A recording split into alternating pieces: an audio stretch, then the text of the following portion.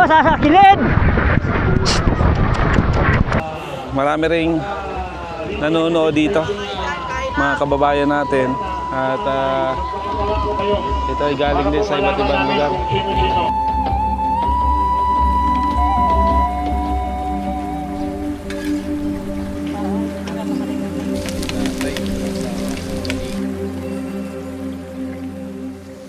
Sa kabila ng pagiging abala sa turismo ng El Nido, Palawan, di kalayo ay dinarayo ang isang palabas. Tampok ang ating mga pansakang kalabaw.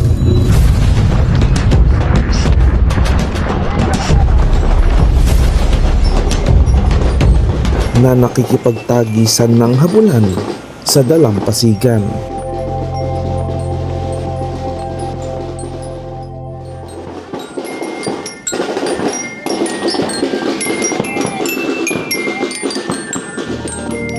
Magandang hapon po sa ating lahat. At maraming salamat po sa aking kagawad, Committee on Tourism. At yung kagawad ko po si Kagawad Joey, Committee on Agriculture po. So ang Tinigiban po, base po doon sa mga dokumento na hawak ko po ngayon, ay naitatagpo yung Barangay Tinigiban noong 1932. So papunta tayo dito sa plaza ng Barangay Tinigiban kung saan nagsimula na itong float parade na pinagbibidahan naman ng mga iba't ibang makulay ng mga kalabaw. Kung saan ito rin maaari ang kanilang gagamitin sa kanilang Carabao race na mangyayari mamaya.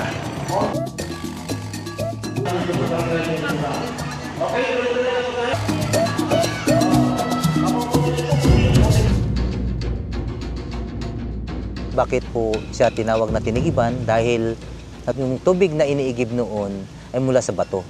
So, ibig sabihin, Batong Ing Tigiban, nagtanong kung anong pangalan ng barangay, ay Barangay Tinigiban. So, ibig sabihin, Batong Ing Tigiban. Sa bawat kwentong itinatampok, ibinabalik rin ang kasaysayan na kalimutan na ng karamihan. Ahay ka, yan, para masaya. Mga tradisyon dito na rin lang natin mararanasan. Ice cream! Self-service wala yung ice cream dito eh.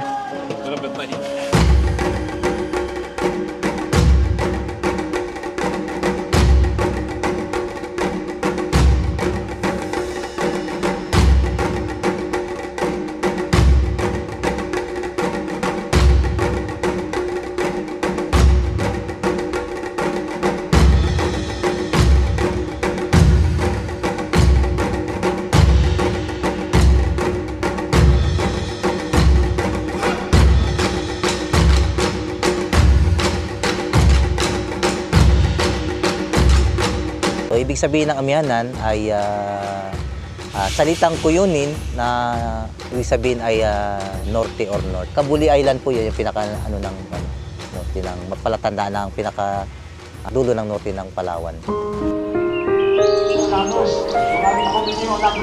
So, alas 3 ng hapon at dito na natin mapapanood itong pinaka-highlight ng Amihan Festival kung saan dito natin mapapanood itong Carabao race na gagawin mismo dito sa tabing dagat o dito sa Aplaya.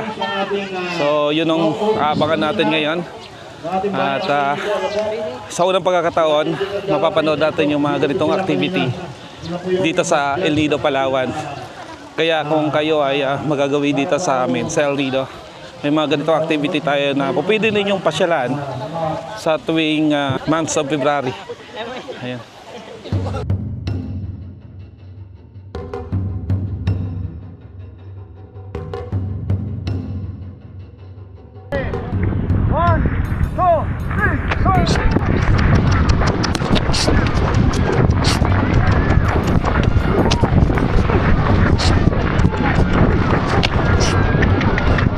Oo, sasakilid!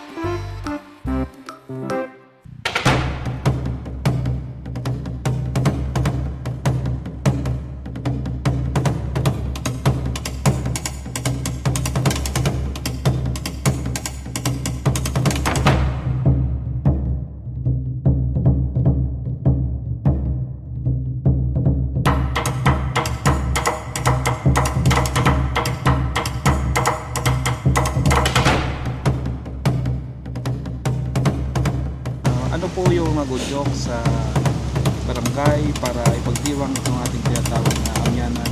At nasaksihan natin kanina itong karera ng mga kalabaw.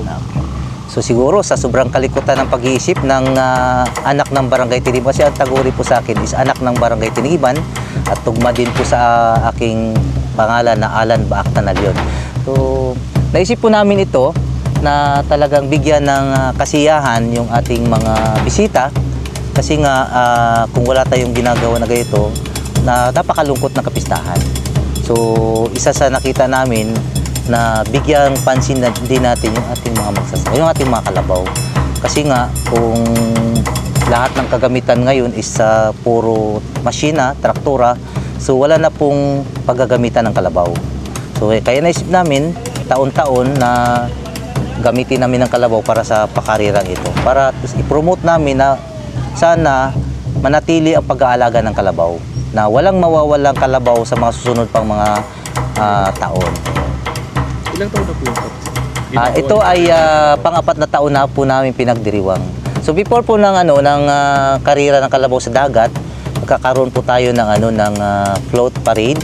Tapos nagkakaroon po tayo ng paligsahan do sa pagandahan ng pintura ng kalabaw at paggandahan din po ng float ng mga bawat sityo. Para po hindi mawala itong sinimula namin, plano namin gawa ng ordinansa na talagang tuloy-tuloy na ang karera ng kalabaw sa dagat. So iniimbitahan po namin kayo sa susunod po naming pesta kahit wala na po ako at maasa po ako na mas lalo mapapaganda ng mga susunod na administrasyon yung activities po namin. Salamat din po sa pagpasyal.